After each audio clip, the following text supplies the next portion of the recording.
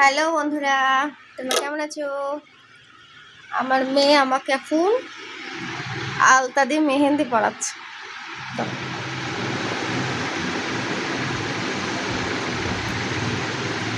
আলতার মেহেন্দি ও নিজে পড়েছে, তারপরে আমাকে পড়াতে এসছে।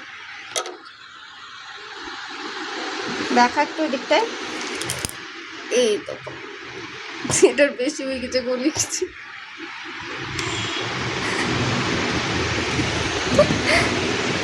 ওর হাত ভাল লাগছে না?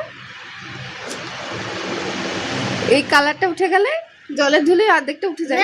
এখানে এখনো সর্ষের তেল হাতে ঘষি জল দিয়ে ধুলে অনেক দেখতে কত সুন্দর লাগছে,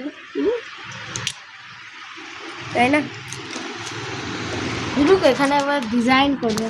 কোথায় দাঁড়া, সাদা কালার ডিজাইন করতে হবে না, এমনি ভালো লাগছে।